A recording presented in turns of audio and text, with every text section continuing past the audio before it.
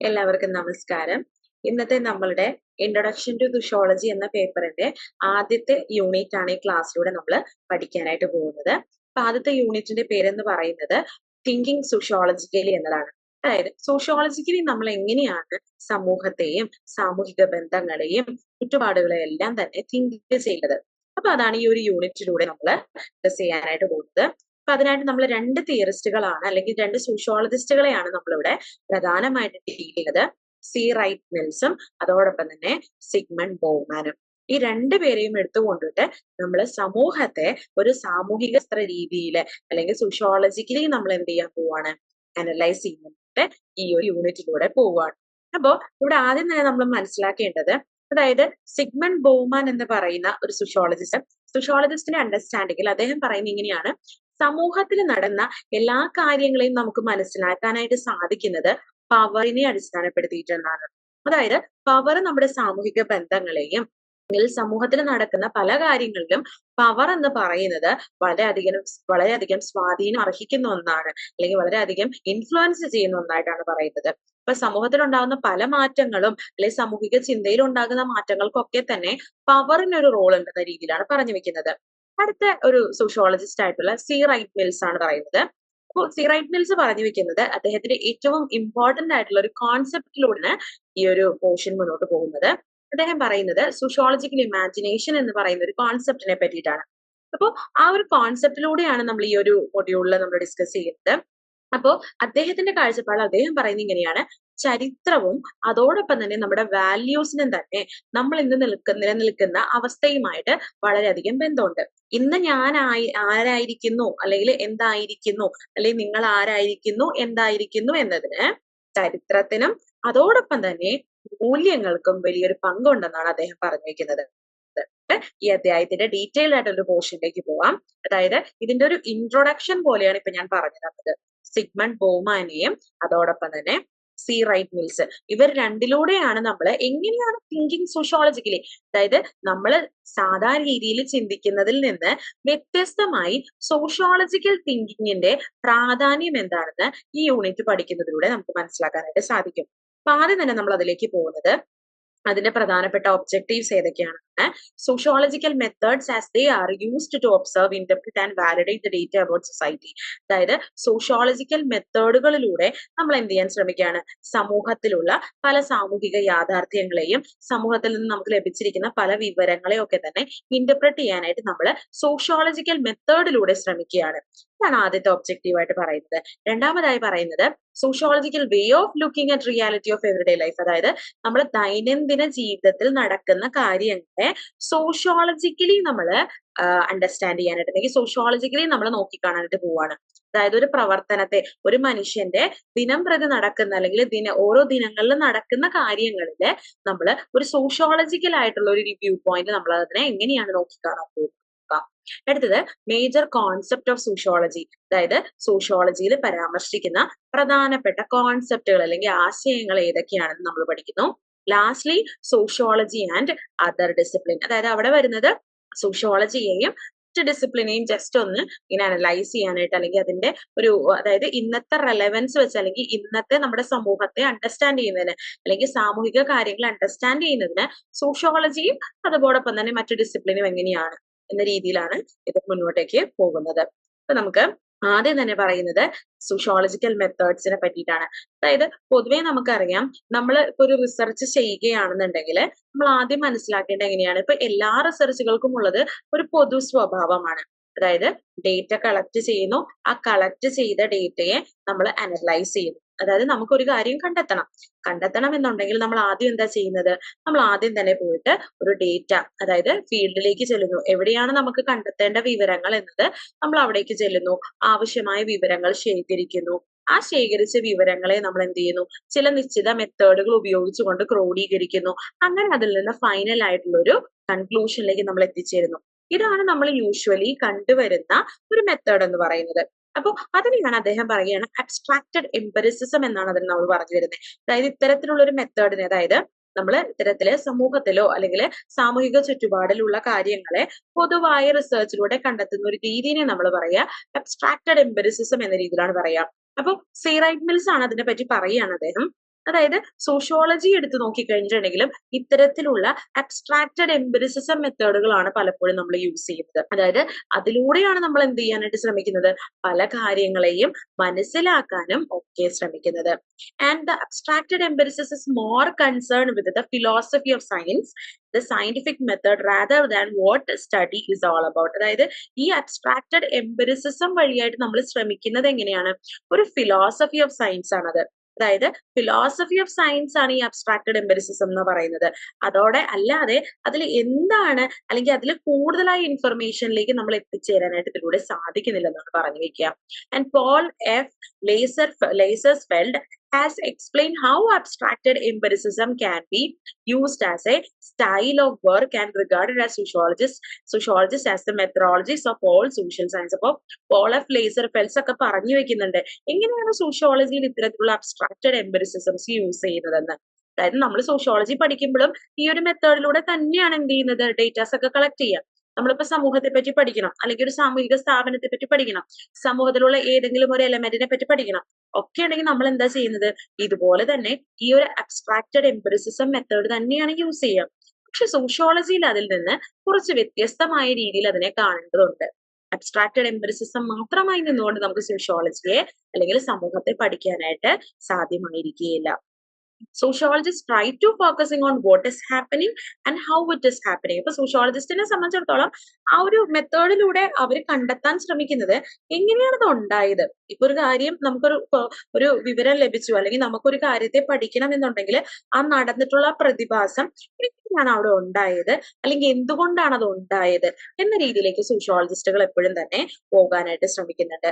അതോടൊപ്പം തന്നെ ഇവിടെ പറഞ്ഞു വെക്കുന്നത് ഇങ്ങനെയാണ്, എമിൽ ദഹ്കേമിന്റെ സോഷ്യോളജിസ്റ്റ് ആയിട്ടുള്ള ക്ലാസിക്കൽ തിങ്കർ ആയിട്ടുള്ള എമിൽ ദഹ്കേം പറയുന്നത് ഇങ്ങനെയാണ്. അദ്ദേഹത്തിന്റെ ഏറ്റവും ഫേമസ് ആയിട്ടുള്ള ഒരു വർക്കാണ് റൂൾസ് ഓഫ് സോഷ്യോളജിക്കൽ മെത്തേഡ് എന്ന് പറയുന്നത്.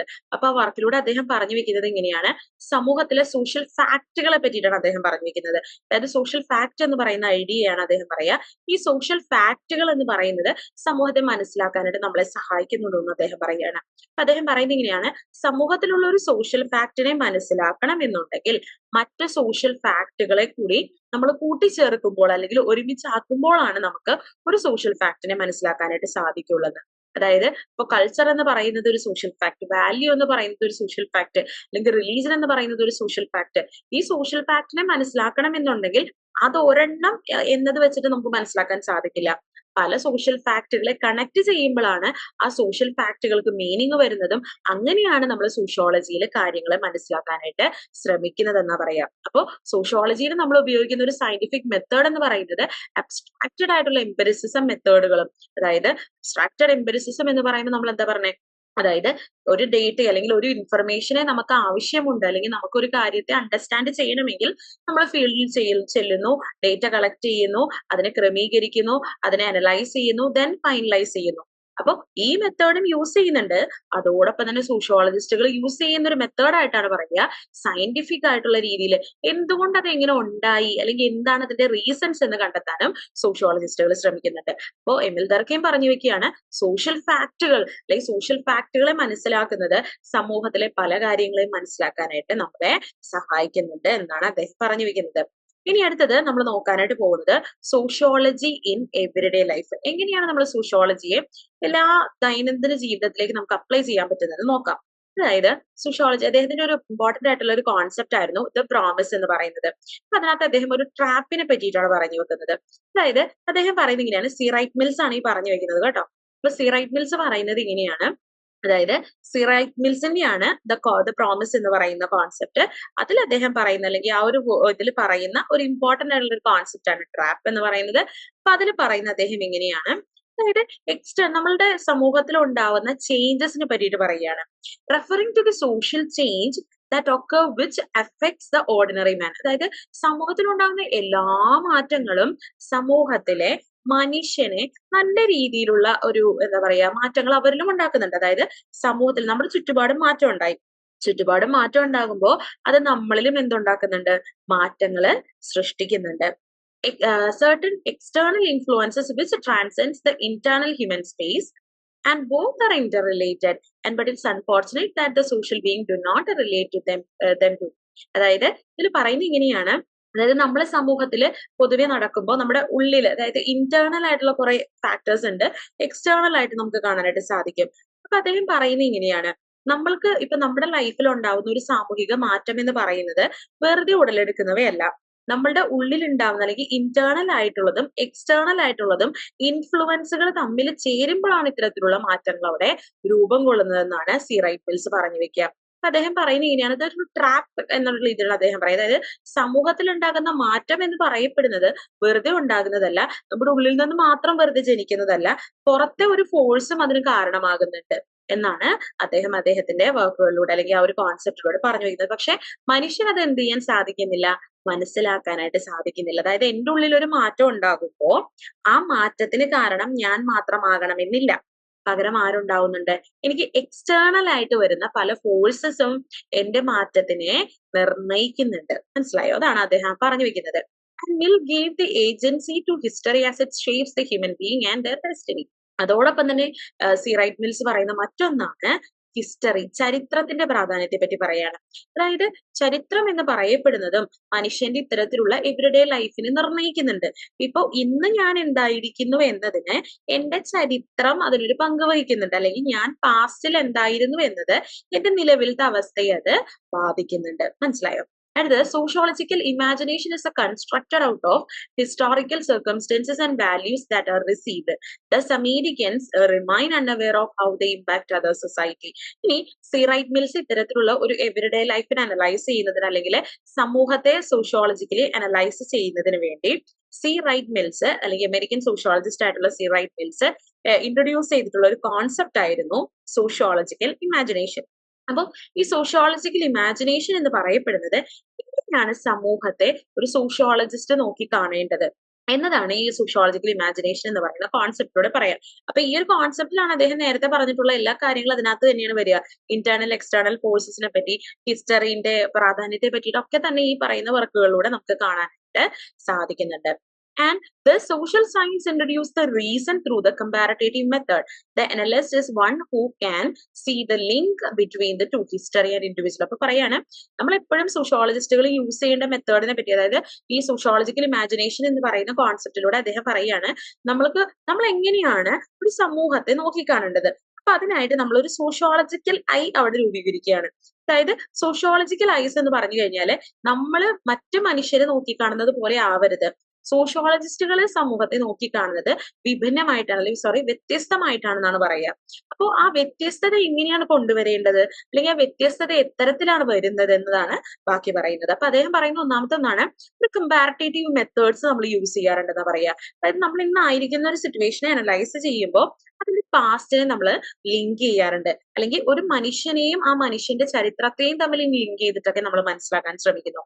And they enable the individual to understand his or her experience in that particular period and calculate their chances in life by looking at other individuals in similar circumstances. അതായത് ഇതിലൂടെ നമ്മൾ മനസ്സിലാക്കുന്നത് എന്താണ്, ഇത്തരത്തില് ഒരു individual ആയിട്ടുള്ള ഒരാളുടെ അവസ്ഥയെ, എക്സ്പീരിയൻസിനെ ഒരു പർട്ടിക്കുലർ പീരീഡിൽ എങ്ങനെയായിരുന്നു എന്ന് മനസ്സിലാക്കി അത് കാൽക്കുലേറ്റ് ചെയ്യുമ്പോൾ നമുക്ക് മറ്റുള്ളവർ ഇതേ സർക്കംസ്റ്റാൻസസിൽ പോകുന്നവര് ഇപ്പൊ ഞാൻ പണ്ട് എങ്ങനെയായിരുന്നു എന്നുള്ളത് എനിക്ക് മനസ്സിലാവുകയാണ്. ഓക്കെ, ഞാൻ ഇങ്ങനത്തെ കാര്യങ്ങളെല്ലാം കഴിഞ്ഞു വന്നതാണ് എന്ന് എനിക്ക് മനസ്സിലാവുകയാണ്.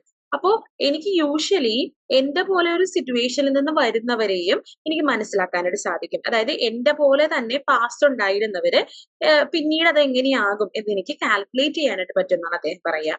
Sociological perspective is able to see the widening aspects of these historical events. അപ്പോൾ ഇത്തരത്തില് സോഷ്യോളജിസ്റ്റുകൾ പറയുന്നത്, സോഷ്യോളജിക്കൽ പെർസ്പെക്റ്റീവിൽ അവിടെ പറയുന്നത് ഇങ്ങനെയാണ്, ചരിത്രം അതിൽ വലിയൊരു പങ്ക് വഹിക്കുന്നുണ്ട്.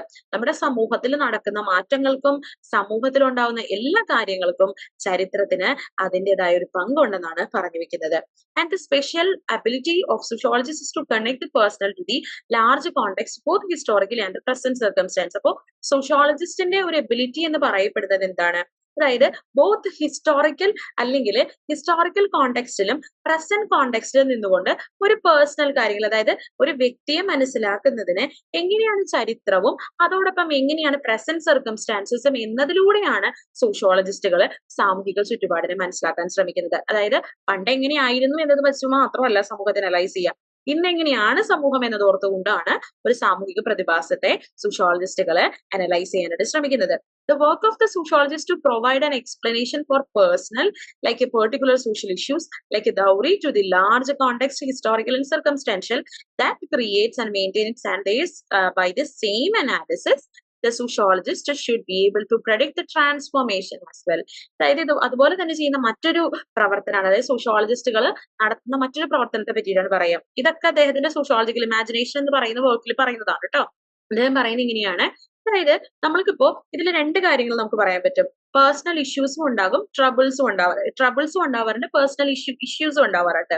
അപ്പോ ഇതിൽ പറയുന്നത് ഇങ്ങനെയാണ്, ഇപ്പൊ ഒരാളുടെ ഒരു പർട്ടിക്കുലർ ആയിട്ടുള്ള ഒരു പ്രശ്നം എടുക്കുകയാണ് സമൂഹത്തിലെ.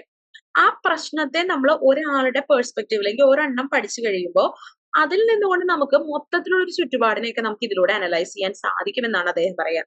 അതായത് ഒരു പേഴ്സണൽ ഇഷ്യൂ ആണ്, ലൈക് പേഴ്സണൽ ട്രബിൾ ആണ് പിന്നീട് ഒരു ഇഷ്യൂ ആയിട്ട് കൺവേർട്ട് ചെയ്യപ്പെടുന്നത് എന്നാണ് അദ്ദേഹത്തിന്റെ വർക്കിലൂടെ പറഞ്ഞു വെക്കുന്നത്. അപ്പൊ ഒരു എക്സാമ്പിൾ പറയാണ്. ഇപ്പൊ ഒരു എക്സാമ്പിൾ ആയിട്ട് പറയുന്നത് ഇങ്ങനെയാണ്, ദൗറി എന്ന് പറയുന്ന അല്ലെങ്കിൽ സ്ത്രീധനം എന്ന് പറയുന്ന ഒരു കാര്യം, ഒരു ഇഷ്യൂ അല്ലെങ്കിൽ ഒരു സോഷ്യൽ ഇഷ്യൂ ആണ് അല്ലെ. അതൊരു പർട്ടിക്കുലർ ആയിട്ടുള്ള ഇപ്പൊ ഒരു വ്യക്തിയെ സംബന്ധിച്ചിടത്തോളം പ്രശ്നമാണ്. പക്ഷെ അതൊരു 4-5 ആളുകളിലേക്ക് അത് പഠനം എത്തുമ്പോൾ അല്ലെങ്കിൽ 4-5 ആളുകളിലേക്ക് നമ്മളത് പഠിക്കുമ്പോൾ നമുക്ക് മനസ്സിലാക്കാൻ സാധിക്കും അതിന്റെ ഒരു അതെങ്ങനെയാണ് ഒരു സാമൂഹിക തലമായിട്ടുള്ള അതിന്റെ ഒരു കണക്ഷൻ, അല്ലെങ്കിൽ അതൊരു സാമൂഹിക തലവുമായി ബന്ധപ്പെട്ട ഒന്നാണ് എന്നൊക്കെ നമുക്ക് മനസ്സിലാക്കാനായിട്ട് സാധിക്കുന്നു. അടുത്ത Sigmund ബൗമാൻ writes on his concept oneself with others in every life. The experience of being free or unfair is something that is always we wish to solve. It continues to remind the engine to the almost all. അതായത് അദ്ദേഹം Sigmund ബൗമാൻ പറഞ്ഞു വെക്കുന്ന മറ്റൊന്നാണ് oneself with others in every life എന്ന് പറയുന്ന ഒരു പറയാണ്. അപ്പൊ അദ്ദേഹം എന്നത് പറയുന്നത് ഇങ്ങനെയാണ്, നമ്മൾ ഫ്രീ ആണോ അൺഫ്രീ ആണോ എന്നൊക്കെ, അതായത് ഞാൻ സ്വതന്ത്രനാണോ സ്വതന്ത്രയല്ലേ എന്നൊക്കെ വിചാരിക്കുന്നത് അത് ആരെന്നെ ഡിപ്പെൻഡ് ചെയ്തിട്ടാണ്, എന്റെ എക്സ്പീരിയൻസസിന് അല്ലെങ്കിൽ എന്റെ ചോയ്സസിന് ഡിപ്പെൻഡ് ചെയ്തിട്ടാണ് എന്ന രീതിയിലാണ് അത് പറഞ്ഞു വെക്കുന്നത്. അപ്പൊ ഇതൊക്കെ തന്നെ കുറെ, അപ്പൊ ഇതിൽ പറഞ്ഞു വെക്കുന്നത് ഇങ്ങനെയാണ്, സമൂഹത്തെ നമ്മൾക്ക് മനസ്സിലാക്കണം എന്നുണ്ടെങ്കിൽ, സാമൂഹിക ബന്ധങ്ങളെ മനസ്സിലാക്കണം എന്നുണ്ടെങ്കിൽ നമ്മളുടെ പേഴ്സണൽ ആയിട്ടുള്ള കുറെ വാല്യൂസ് അല്ലെങ്കിൽ പേഴ്സണൽ ആയിട്ടുള്ള ഇന്റേണൽ ആയിട്ടുള്ള കോൺസെപ്റ്റുകളും അതോടൊപ്പം തന്നെ സമൂഹത്തിൽ നിന്ന് വരുന്ന എക്സ്റ്റേണൽ കാര്യങ്ങളും കൂടി ചേരുമ്പോഴാണ് സമൂഹത്തിൽ മാറ്റങ്ങൾ അവിടെ ഉണ്ടാവുന്നത്.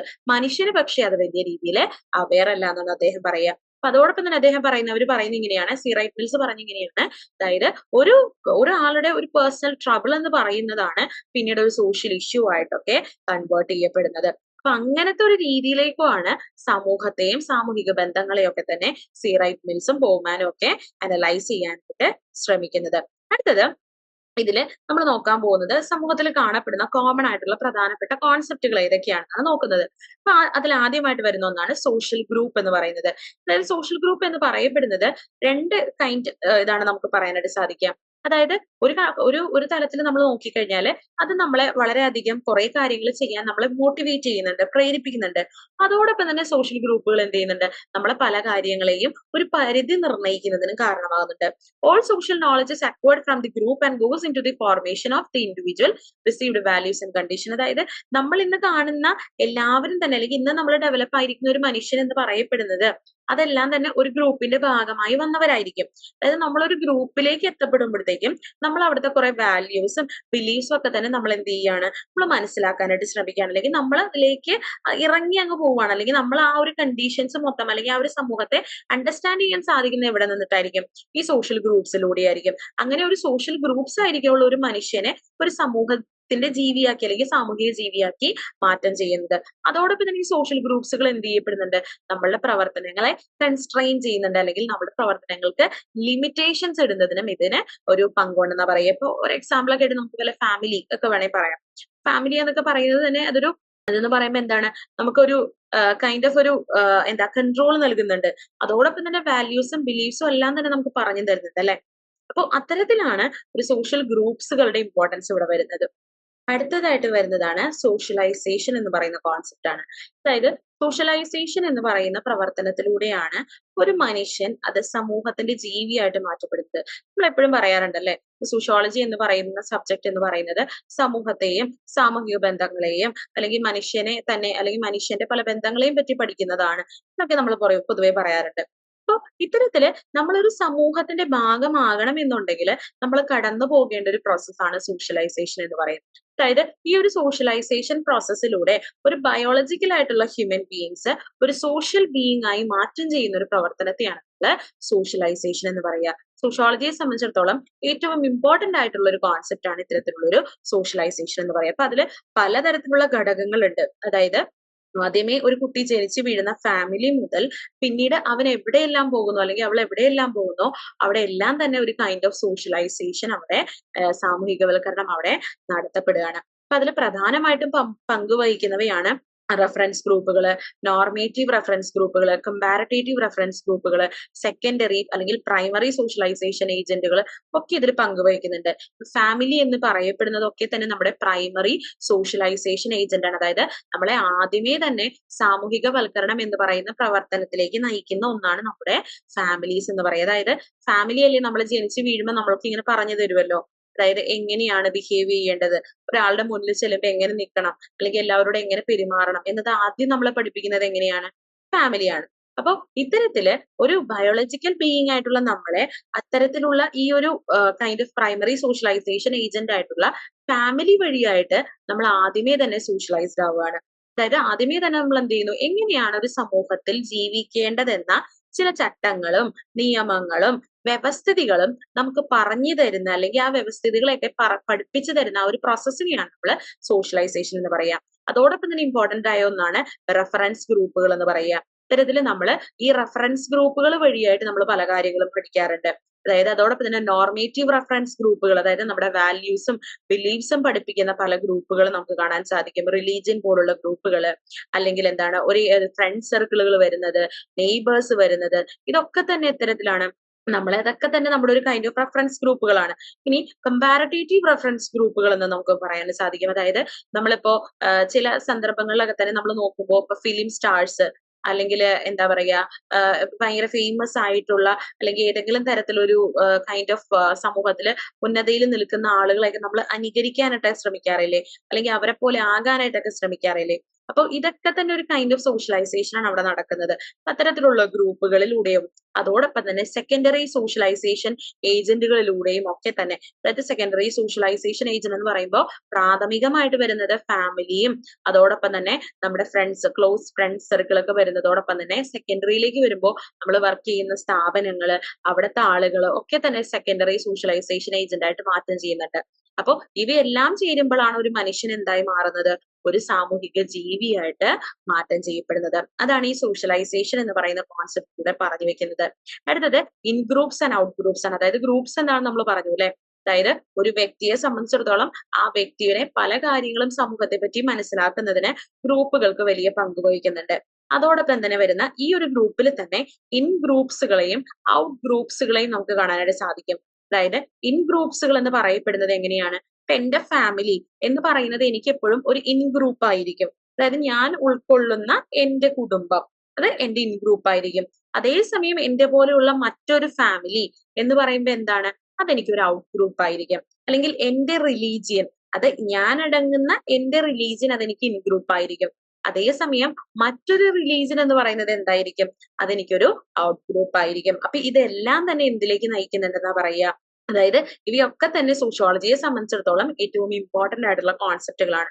An individual is a product of the contribution of many people known and unknown whose influence going the making on the person. അതായത് ഇതിൽ നമ്മൾ നോക്കുമ്പോൾ നമുക്ക് അതായത് ഒരു വ്യക്തിയുടെ വികാസത്തെ സംബന്ധിച്ചിടത്തോളം ഇൻ ഗ്രൂപ്പുകൾക്കും ഔട്ട് ഗ്രൂപ്പുകൾക്കും ഒക്കെ തന്നെ വലിയ പങ്ക് വഹിക്കുന്നുണ്ട്.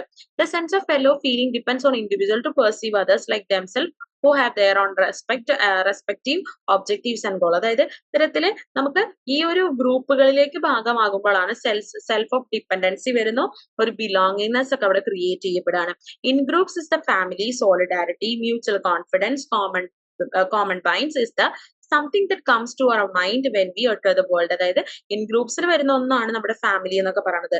അപ്പോൾ അവിടെ എന്താണ് നടത്തപ്പെടുന്നത്? ഇൻ ഗ്രൂപ്പ്സുകളിലൂടെ നമ്മൾക്ക് തന്നെ സ്വയം ഒരു സോളിഡാരിറ്റി ക്രിയേറ്റ് ചെയ്യപ്പെടും. നമ്മളെല്ലാവരും ഒന്നാണ്, അല്ലെങ്കിൽ നമ്മളെല്ലാവരും അടുത്ത് നിൽക്കേണ്ടവരാണ് എന്നൊരു കാര്യങ്ങളൊക്കെ തന്നെ ഈ ഒരു ഇൻ ഗ്രൂപ്പുകളിൽ നിന്ന് നമുക്ക് കൂടുതലായിട്ട് ലഭ്യമാകുന്നുണ്ട്. എക്സാമ്പിൾസ് ഓഫ് ഇൻ ഗ്രൂപ്പ്സ് ആണ് നമ്മൾ പറഞ്ഞു ഫ്രണ്ട്ഷിപ്സുകള്, കൊളീഗ്സുകൾ. ഇപ്പൊ എന്റെ കൂടെ നിൽക്കുന്നവർ എന്ന് പറയുന്നതാണ് എന്റെ ഇൻ ഗ്രൂപ്പിൽ വരുന്നത്. അപ്പൊ വേറെ ഒരു ഫ്രണ്ട് സർക്കിൾ കാണുമ്പോൾ അതെന്റെ ഔട്ട് ഗ്രൂപ്പ് ആയിട്ടാണ് പറയുക. And groups often define themselves on the class, gender and ethnic lines, and the strong in-group feeling also create diverse forces in society, keep people away from the each others. പിന്നെ ഇത്തരത്തിൽ in ഗ്രൂപ്പുകളിൽ നിന്ന് നമ്മളെ മാറ്റി നിർത്തുന്ന ഒന്ന്, അല്ലെങ്കിൽ in ഗ്രൂപ്പുകളിൽ നിന്ന് വരുന്ന മറ്റൊരിതാണ് ഔട്ട് ഗ്രൂപ്പ്സ് എന്ന് പറയുക. ഇപ്പൊ എന്റെ ജെൻഡർ അല്ലെങ്കിൽ എന്റെ സെക്സ് എന്ന് പറയപ്പെടുന്നത് എന്റെ ഇൻ ഗ്രൂപ്പ് ആയിരിക്കും. അതിൽ നിന്ന് വ്യത്യസ്തമാകുന്നതായിരിക്കും എന്റെ ഔട്ട് ഗ്രൂപ്പ്സ് എന്ന് പറയുക. അപ്പൊ ആ ഒരു ഔട്ട് ഗ്രൂപ്പ്സിന് അല്ലെങ്കിൽ അങ്ങനെ ഒരു ഇതിലും വരുന്നത് അവിടെ എന്ത് സാധനമാണ്? ഡിഫറൻസസ് ആണ് ഇൻ ഗ്രൂപ്പ്സിനെയും ഔട്ട് ഗ്രൂപ്പ്സിനെ ഒക്കെ തന്നെ ക്രിയേറ്റ് ചെയ്യുന്നതിൽ വലിയ പങ്ക് വഹിക്കുന്നത്. അടുത്തത് വരുന്നതാണ് സ്ട്രേഞ്ചർ എന്ന് പറയുന്നത്. The stranger is a person whose belongs to non category of group. അതായത് ഒരു ഗ്രൂപ്പിലെ നമുക്ക് അറിയാത്ത ആളുകളെയാണ് നമ്മൾ സ്ട്രേഞ്ചേഴ്സ് എന്ന് പറയും. In more open space, the concept of stranger becomes less well defined as in the city. The city is marked by the breakdown of familiar relationships and groups that may also lead to situation of economy and moral vacuum. അതായത് ഇന്നിപ്പോ സമൂഹത്തിന്റെ ഒരു development എടുത്ത് നോക്കുമ്പോൾ അവിടെയാണ് ഈ ഒരു stranger concept കുറച്ചും കൂടി ഡെവലപ്പ് ആയിരിക്കുന്നത്. അതായത് ഇന്ന് നോക്കിക്കഴിഞ്ഞാൽ നമുക്കറിയാം, സമൂഹം എടുത്തു നോക്കുമ്പോൾ വളരെയധികം ഡെവലപ്മെന്റ്സിന്റെ ഒക്കെ ഭാഗമായിട്ട് നമ്മൾ എന്ത് ചെയ്യപ്പെടുകയാണ്?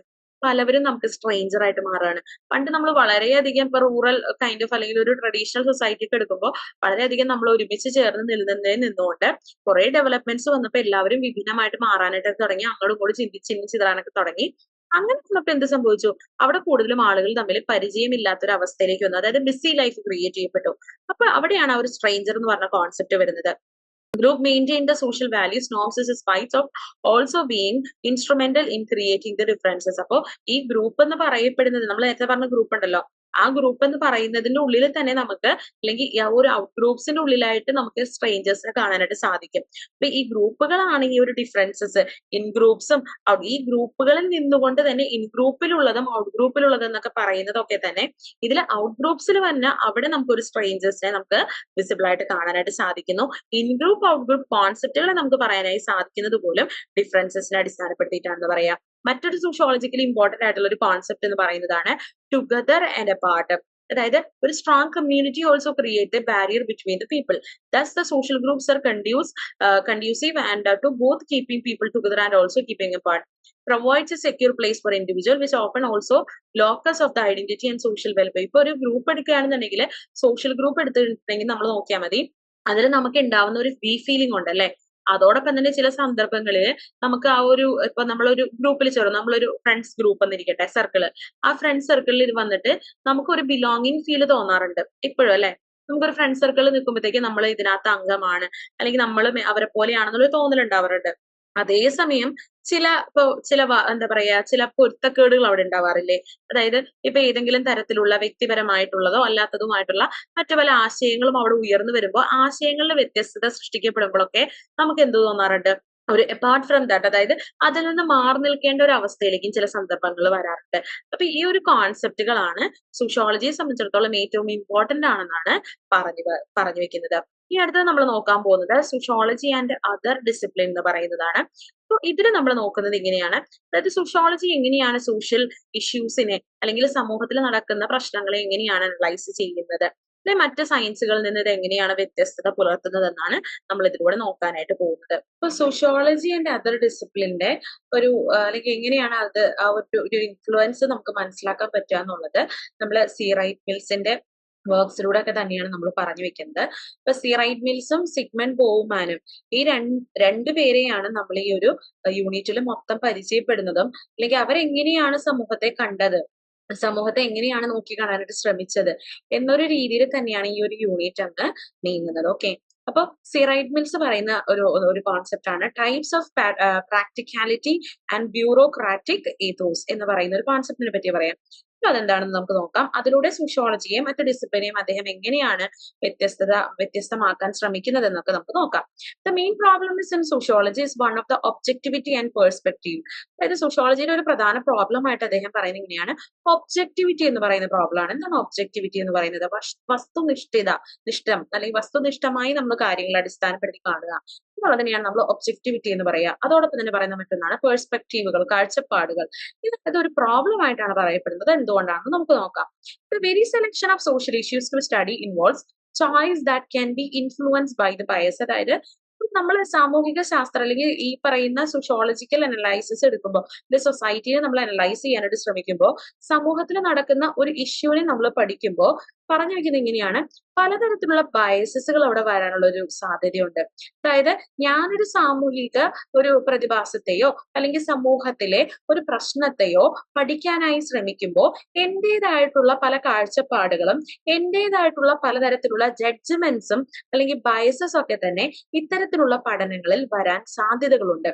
അല്ലെങ്കിൽ സോഷ്യോളജിക്കലി നോക്കുമ്പോൾ അത്തരത്തിലുള്ള അല്ലെങ്കിൽ സോഷ്യൽ സയൻസുകളിൽ പൊതുവെ റിസർച്ചുകൾ നടക്കുമ്പോൾ പഠനങ്ങൾ നടക്കുമ്പോൾ ഈ ഒരു പ്രവണത അവിടെ കാണാനായിട്ട് സാധിക്കുന്നുണ്ടെന്നാണ് പറയുക.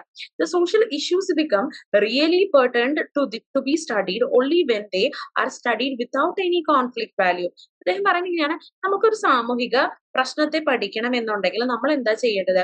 കോൺഫ്ലിക്ട് ഓഫ് വാല്യൂസ്, അതായത് നമ്മൾ അതിനെ നമുക്ക് അവിടെ ഒരു നമ്മളുടേതായിട്ടുള്ള ഒരു ഒപ്പീനിയൻസോ ഒന്നും അല്ല അവിടെ വരേണ്ടത്. അതിനെ അങ്ങ് മാറ്റി നിർത്തിക്കൊണ്ടിട്ട് നമ്മൾ ഒരു സമൂഹത്തിൽ നടക്കുന്ന കാര്യങ്ങൾ മനസ്സിലാക്കാൻ ശ്രമിക്കണം. അവിടെയാണ് സോഷ്യോളജിക്കൽ പഠനങ്ങൾ വരേണ്ടത്, അല്ലെങ്കിൽ സോഷ്യോളജിക്കൽ പഠനങ്ങൾ നടത്തേണ്ടത് അത്തരത്തിലായിരിക്കണം.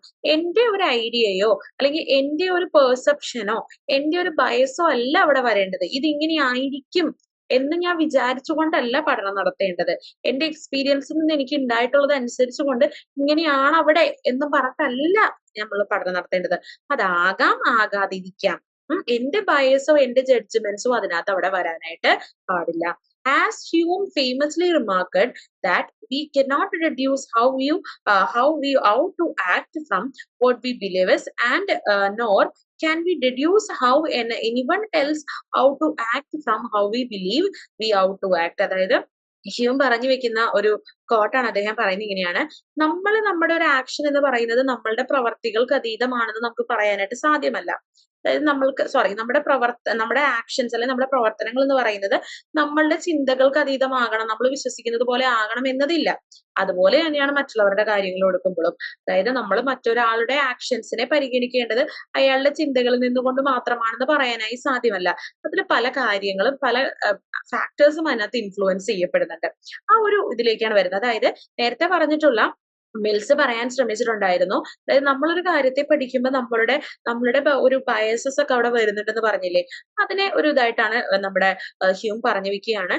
നമ്മളുടെ ഓരോ പ്രവർത്തനങ്ങൾ എന്ന് പറയുന്നത് നമ്മളുടെ ചിന്തകൾക്ക്, അതായത് നമ്മൾ പ്രവർത്തിക്കപ്പെടുന്നത് എന്ന് പറയുന്നത് എല്ലാം നമ്മുടെ വിശ്വാസങ്ങൾക്ക് അടിസ്ഥാനപ്പെടുത്തിയിട്ടാകണം എന്നില്ല എന്നാണ് അദ്ദേഹം അതിലൂടെ പറഞ്ഞു വെക്കുന്നത്. And the social scientist is also a member of society and is socialized into a set of norms and values that may be difficult to transcend but which is maybe possible to recognize. അതായത് ഇപ്പൊ ഒരു social scientist എന്ന് പറയുമ്പോൾ അയാൾ പെട്ടെന്നുണ്ടായ ഒരാളൊന്നും അല്ലല്ലോ. അയാളും എത്തരത്തിൽ വന്ന ഒരാളായിരിക്കും. അയാളും ഇദ്ദേഹവും നമ്മുടെ സമൂഹത്തിന്റെ ജീവിയായി സമൂഹത്തിൽ സോഷ്യലൈസേഷൻ പ്രോസസ്സിലൂടെ വന്ന ആളാണ്. അപ്പൊ പെട്ടെന്ന് ഒരാൾക്ക് പോയിട്ട് ഒരു റിസർച്ച് നടത്തുമ്പോൾ തന്റെ മൂല്യങ്ങളെല്ലാം മാറ്റി വെച്ചുകൊണ്ട് റിസർച്ച് നടത്തുക എന്നുള്ളത് ഇവിടെ സാധ്യമാണോ? അല്ല. പകരം എന്താണ് ചെയ്യേണ്ടത്? ഒരു സോഷ്യൽ സയന്റിസ്റ്റ് എന്ന രീതിയിൽ, സോഷ്യോളജിസ്റ്റ് എന്ന രീതിയിൽ നമ്മൾ അണ്ടർസ്റ്റാൻഡ് ചെയ്യേണ്ടത് ഇങ്ങനെയാണ്, അതായത് എന്റെ വാല്യൂസ് അല്ലെങ്കിൽ എന്റെ ബിലീഫ്സ് ഒക്കെ തന്നെ അവിടെ ഉണ്ട്. അതേസമയം തന്നെ ഞാനൊരു പ്രശ്നത്തെ പഠിക്കാനായി ചെല്ലുമ്പോൾ ഇവയെ മാറ്റി നിർത്തിക്കൊണ്ട് അല്ലെങ്കിൽ ഇവ ഒരു സൈഡിലേക്ക് മാറ്റി നിർത്തി അതിനെ റെക്കഗ്നൈസ് ചെയ്യാനും അതിനെ പഠിക്കാനും ഉള്ള ഒരു ത്വര ഉണ്ടാവുക. എന്താണ് ഒരു സോഷ്യോളജിസ്റ്റിന് വേണ്ടത്? Today research is primarily conducted to please those in power and those who control the resources to conduct it. In such a military, social workers, large corporations and prisons, and the market for such researching is also growing. അതായത് ഇന്നത്തെ നമ്മുടെ ഒരു റിസർച്ചിന്റെ ഒരു ഇതെടുക്കുകയാണെങ്കിൽ അദ്ദേഹം പറയുന്നത് ഇങ്ങനെയാണ്, എല്ലാം power related ആണെന്ന് പറയാ. അതായത് പവർ ആരുടെ കയ്യിലാണോ ഉള്ളത് ആ പവർ ഉള്ളവരുടെ കയ്യിലായിരിക്കും എന്തുണ്ടാവുന്നത്, ഈ പറയുന്ന റിസർച്ചുകൾ അത്തരത്തിലാണെന്നാ പറയാ. അതായത് എവിടെയാണോ കൂടുതൽ പവർ ഉള്ളത് അതിനനുസരിച്ച് അതിനനുസരിച്ച് നമ്മളുടെ റിസർച്ചുകളെ നമുക്ക് കൺട്രോൾ ചെയ്യാൻ സാധിക്കുമെന്നാണ് പറഞ്ഞു വെക്കുന്നത്. ശരിക്കും അങ്ങനെയാണോ വേണ്ടത്? അങ്ങനെയാകരുതെന്നാണ് പറഞ്ഞു വെക്കുന്നത്. അതായത് ഒരിക്കലും സോഷ്യൽ സയൻസ് റിസർച്ചുകളോ സോഷ്യൽ സയന്റിസ്റ്റുകളോ ചെയ്യേണ്ടത് ഇത്തരത്തിലുള്ള ഒരു പവറിനെ അടിസ്ഥാനപ്പെടുത്തിക്കൊണ്ടുള്ള റിസർച്ചുകൾ കണ്ടക്ട് ചെയ്യുക എന്നതല്ല. അതായത് ഇപ്പൊ നമ്മൾക്ക് കിട്ടുന്ന വിവരങ്ങൾ എന്ന് പറയുന്നത്, ഇപ്പൊ നമ്മൾ ഒരു മേഖല പഠിക്കുകയാണ്. അപ്പൊ ആ പഠിക്കുന്ന മേഖല വളരെയധികം സ്ട്രോങ് ആയി പവർഫുൾ ആയി സമൂഹത്തിൽ നിലനിൽക്കുന്ന ഒന്നാണെങ്കിൽ അതിന് എല്ലാ ആസ്പെക്ട്സുകളും നമ്മൾക്ക് ചിലപ്പോൾ നെഗറ്റീവ് വന്നാൽ അത് പറയാൻ പറ്റിയെന്ന് വരില്ല. കാരണം എന്തുകൊണ്ട് അവിടെ പവർ ഒരു മാറ്റർ ആയിട്ട് വരുന്നുണ്ട്. The social scientist is not only knowingly working for the bureaucratic setup of the upholding of ideological justification. എന്നാൽ ഇതിൽ വരുന്ന മറ്റൊരു കോൺട്രഡിക്ഷൻ ഇങ്ങനെയാണ്. നമ്മൾ പലപ്പോഴും സോഷ്യോളജിസ്റ്റുകൾ ചെയ്യുന്നത്, ഒരിക്കലും അല്ലെങ്കിൽ സോഷ്യൽ സയന്റിസ്റ്റുകൾ ചെയ്യുന്നത് മനഃപൂർവ്വം ഇത്തരത്തിലുള്ള ഒരു പവറിന്റെ എന്താ പറയാ പവറിനെ പേടിച്ചുകൊണ്ട് അല്ലെങ്കിൽ അങ്ങനെ ഒരു പഠനത്തിന് വിധേയമാകുന്നതല്ല. പകരം എന്താണ്, നമ്മളുടെ ഒരു സിസ്റ്റത്തിൽ നമ്മൾ ഇങ്ങനെ ജീവിച്ചു വന്നപ്പോ നമ്മൾ അറിയാതെ എന്ത് ചെയ്യാണ്, പല കാര്യങ്ങളെയും മനസ്സിലാക്കാനായിട്ട് ശ്രമിക്കുമ്പോൾ അവിടെ പവറിന്റെ ഇൻഫ്ലുവൻസ് കയറി വരികയും നമ്മൾ അതിനെ റെക്കഗ്നൈസ് ചെയ്യുന്നില്ല എന്നതാണ് യാഥാർത്ഥ്യം. നമ്മളുടെ അല്ലെങ്കിൽ നമ്മൾ ചെയ്യുന്ന വർക്കുകളിൽ അല്ലെങ്കിൽ നമ്മളുടെ അണ്ടർസ്റ്റാൻഡിങ്ങില് പവറിന്റെ സ്വാധീനത്തെ തിരിച്ചറിയാൻ നമുക്ക് പലപ്പോഴും സാധിക്കുന്നില്ലെന്ന് പറയാം. And the political meaning and administrative uses of social science have been shifted and have been overshadowed by new manipulative methods that can be termed bureaucratic social science. ഇന്ന് കണ്ടുവരുന്ന ഒന്നാണ് ബ്യൂറോക്രാറ്റിക് സോഷ്യൽ സയൻസുകൾ. അതായത് തരത്തിലുള്ള ഒരു പവറിന്റെ ഇൻഫ്ലുവൻസിലൂടെ നടത്തപ്പെടുന്ന ഒരു സാമൂഹിക പഠന മേഖല അല്ലെങ്കിൽ പവറിന്റെ ഇൻഫ്ലുവൻസ് അവിടെ വ്യക്തമായിട്ട് കാണാനായിട്ട് നമുക്ക് സാധിക്കുന്നുണ്ട് എന്നാണ് അവിടെ പറഞ്ഞു വെക്കുന്നത്. Applied sociologists are concerned about only what specific client was to know, a shift from public to specific.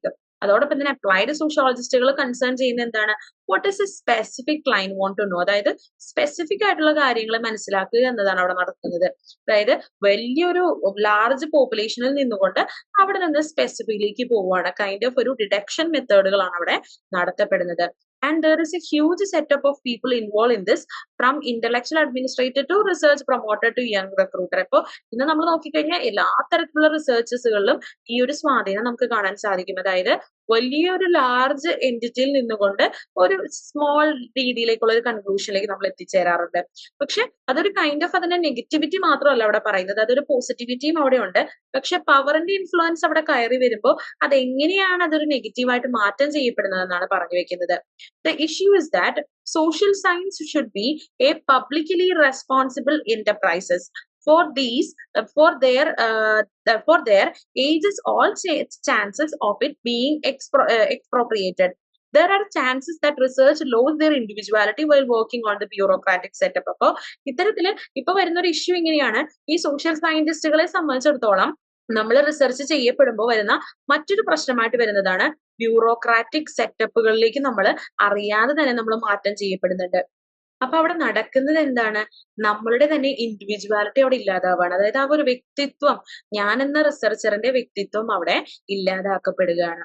And the utilization of social scientists for the enhancement of bureaucratic purpose has limited the intellectual and philosophical scope of discipline. അപ്പൊ എന്താ ഉണ്ടാവുന്നത്, അങ്ങനെ വരുമ്പോൾ നമ്മുടെ ഒരു ഇന്റലക്ച്വലും philosophical ആയിട്ടുള്ള ഒരു സ്കോപ്പുകൾ അവിടെ ലിമിറ്റ് ചെയ്യപ്പെടുകയാണ് നമ്മുടെ ഡിസിപ്ലിന്റെ. And bureaucratic control over the sociological research is thus counter product of intellectual growth as well as against the social just. അപ്പോൾ അവിടെ നടക്കുന്ന എന്താണ്, സാമൂഹികപരമായിട്ടുള്ള ഒരു അനീതിയിലേക്കാണ് അവിടെ മാറ്റം ചെയ്യപ്പെടുന്നത്. ഇനി അടുത്തത് ഹിസ്റ്ററി എങ്ങനെയാണ് അവിടെ പറയപ്പെടുന്നത്, അതായത് സോഷ്യോളജിയുടെ ഒരു സാധ്യതയെ പറ്റി തന്നെ പറയുന്നുണ്ട്. ഇത് നമ്മൾ ഹിസ്റ്ററി എങ്ങനെയാണെന്നാണ് പറയാം. ഇപ്പൊ സിറൈറ്റ് മിൽസ് പറയുന്നത് ഇങ്ങനെയാണ്, the sociological study of history consist of examining the history of social change, social institution over the time. For example, Indian sociologists would be interested in development and the past of the institutions such as caste. അതായത് മറ്റു പറയുന്ന ഒന്നാണ് ചരിത്രത്തിന്റെ പ്രാധാന്യത്തെ പറ്റി പറയാണ്. മറ്റൊരു discipline ആയിട്ടുള്ള ചരിത്രം. ഈ ചരിത്രം എന്ന് പറയപ്പെടുന്നത് എപ്പോഴും ഒരു സോഷ്യോളജിസ്റ്റിനെ സംബന്ധിച്ചിടത്തോളം ആവശ്യമായിട്ടുള്ള ഒന്നാണ്. കാരണം എങ്ങനെയാണെന്ന് പറയാ, ഇപ്പൊ നമ്മൾ കാസ്റ്റ് എന്ന് പറയുന്നത് ഒരു എക്സാമ്പിൾ എടുക്കാം. കാസ്റ്റ് എന്ന് പറയുന്ന ഒരു സാമൂഹിക ഒരു സ്ഥാപനത്തെ എടുത്തു കഴിഞ്ഞാൽ ഈ കാസ്റ്റ് എന്ന് പറയുന്നതിന് നമ്മൾ പഠിക്കുന്നതിന് വേണ്ടിയിട്ട് കാസ്റ്റ് എങ്ങനെ ഒറിജിനേറ്റ് ചെയ്തു എന്നും കൂടി നമ്മൾ നോക്കാറുണ്ട് അല്ലെ. അല്ലാതെ ചുമ്മാ ഇന്ന് നിലവിലിരിക്കുന്ന കാസ്റ്റിനെ വെച്ചിട്ട് നമുക്ക് കാസ്റ്റിനെ പഠിക്കാൻ പറ്റുമോ? പറ്റത്തില്ല. അപ്പൊ അവിടെയാണ് ആ ചരിത്രത്തിന്റെ പ്രാധാന്യം അവിടെ വരുന്നത്. The task is to keep the record rights, though there might be possible that chances brought about based on the biases of certain interests. There is always an assumption when the historian from one word goes to the study and another area, there is a possible that he begins to compare. അതോടൊപ്പം തന്നെ പലതരത്തിലുള്ള റീജിയൻസിനെ പഠിക്കുന്നതിന് വേണ്ടി ഞാനൊരു സ്ഥലത്ത് പഠിച്ചിട്ടുള്ള കാര്യങ്ങള് എനിക്ക് പലപ്പോഴും എന്ത് ചെയ്യാൻ പറ്റും, ഇത്തരത്തിൽ ആ ഒരു ചരിത്രത്തിൽ അല്ലെങ്കിൽ പാസ്റ്റിൽ പഠിച്ചിട്ടുള്ള സാധനങ്ങളെ എനിക്ക് കമ്പയർ ചെയ്യാനായിട്ട് നമുക്ക് സാധിക്കാറുണ്ട്. History at the required depth to sociological analysis and provide backdrop to the current social situation. എപ്പോഴും ചരിത്രം എപ്പോഴും നമ്മളെ സഹായിക്കാറുണ്ട്. സാമൂഹികപരമായിട്ടുള്ള ഘടനയെ, സാമൂഹിക സ്ഥാപനങ്ങളെ, സാമൂഹിക പ്രതിഭാസങ്ങളെ മനസ്സിലാക്കുന്നതിന് ചരിത്രം എപ്പോഴും നമ്മളെ ഹെൽപ്പ് ചെയ്യും. ചരിത്രം അതിനെ കുറച്ചും കൂടി എന്ത് ചെയ്യാറുണ്ട്, പണ്ട് അത് എന്തായിരുന്നു എന്ന് മനസ്സിലാക്കുമ്പോൾ ഇന്നത്തെ അതിന്റെ അവസ്ഥയെ കമ്പയർ ചെയ്യുന്നതിനും അതിൽ എത്രത്തോളം ഗ്രോത്ത് ഉണ്ടായി അല്ലെങ്കിൽ മാറ്റം ഉണ്ടായി എന്ന് അറിയുന്നതിനും നമ്മളെ സഹായിക്കുന്നുണ്ട്.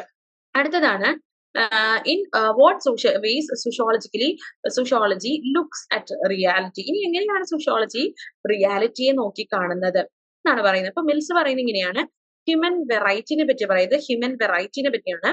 The sociological perspective put all societies on the small scale in terms of values and only grades them in structural terms like complexity and demography. അടുത്ത അദ്ദേഹം പറയുന്നത് ഇങ്ങനെയാണ്, സമൂഹത്തെ നമ്മൾ മനസ്സിലാക്കുന്നതിന് ഉപയോഗിക്കുന്ന മറ്റൊന്നാണ് സ്ട്രക്ചറിനെ അടിസ്ഥാനപ്പെടുത്തിയിട്ട്. സ്ട്രക്ചർ പറയുമ്പോൾ നമുക്കറിയാം ഡെമോഗ്രഫി അതിലൊരു ഇമ്പോർട്ടന്റ് ആയിട്ടുള്ള ഒരു കാര്യമായിട്ട് വരുന്നുണ്ട്. അപ്പൊ ഈ സ്ട്രക്ചർ, വാല്യൂസ് ഒക്കെ തന്നെ എന്ത് ചെയ്യുന്നുണ്ട്, നമ്മൾ ഇതുപോലെ തന്നെ സമൂഹത്തിലെ ചുറ്റുപാടുകളെയും സമൂഹത്തെയും മനസ്സിലാക്കുന്നതിന് വളരെയധികം പ്രാധാന്യം നൽകുന്നുണ്ട്. അതായത് ചരിത്രം എന്ന് പറയുന്നതോടൊപ്പം തന്നെ നമുക്ക് പറയാൻ പറ്റുന്ന മറ്റൊന്നാണ് സാമൂഹിക ഘടന. സാമൂഹിക ഘടനയും നമ്മൾ എന്ത് ചെയ്യാണ്, മനുഷ്യനെ എന്താണോ ഒന്നായിരിക്കുന്ന അവസ്ഥ എന്ന് പറയുന്നതിനും അല്ലെങ്കിൽ സാമൂഹിക ഘടനയിൽ മാറ്റം വരുത്തുന്നതിനും ചരിത്രത്തിന് വലിയൊരു പങ്ക് വഹിക്കുന്നുണ്ട്. പിന്നീട് പറയുന്നത് ഇങ്ങനെയാണ്, social structure can be defined differently but the basic understanding is that the combination of institution classified according to the functions each perform. അതോടൊപ്പം തന്നെ ഈ സോഷ്യൽ സ്ട്രക്ചർ എന്ന് പറയുന്നത് നമുക്ക് പറയാനായി സാധിക്കുന്നത് ഇങ്ങനെയാണ്, പലതരത്തിലുള്ള ഇൻസ്റ്റിറ്റ്യൂഷന്റെ കോമ്പിനേഷൻ ആണ്. അതിന്റെ ഫംഗ്ഷനെയും പെർഫോമൻസിനെയും അടിസ്ഥാനപ്പെടുത്തിയിട്ടാണ് ഓരോ സാമൂഹിക ഘടനയെയും നമുക്ക് പറയാനായി സാധിക്കുക. കണ്ടംപററി സോഷ്യോളജി പറയുന്നത് ഇങ്ങനെയാണ്, contemporary sociology cannot extricate itself from the study of a nation state and how the power of the nation state permeates the society. എന്നാൽ കണ്ടംപററി സോഷ്യോളജികൾ ഇത്തരത്തിലുള്ള ഒരു സ്റ്റേറ്റിനെയോ അല്ലെങ്കിൽ നേഷൻസിനെയോ പറ്റിയിട്ട് അല്ലെങ്കിൽ അതിന്റെ പവറുകളെ പറ്റിയിട്ട് വലിയ രീതിയിലുള്ള സമൂഹത്തിൽ ഉണ്ടാക്കുന്ന ഇൻഫ്ലുവൻസിനെ പറ്റി വലിയ രീതിയിലുള്ള ഒരു ചർച്ചകൾ ഉണ്ടാവുന്നില്ല എന്നാണ് പറഞ്ഞു വെക്കുന്നത്. In the terms of study society, sociologists also agree with the social anthropologist. ഇനി പറയുന്നത് ആന്ത്രപ്പോളജിയുടെ ഒരു പ്രാധാന്യത്തെ പറ്റിയിട്ട് ഇവിടെ വരികയാണ്. അതായത് ആന്ത്രപ്പോളജി എന്ന് പറയുന്ന സബ്ജക്റ്റുകളും ഈ സോഷ്യോളജിസ്റ്റുകളെ സംബന്ധിച്ചിടത്തോളം നമ്മുടെ പഠനത്തെ സാധ്യമാക്കുന്നതാണ്.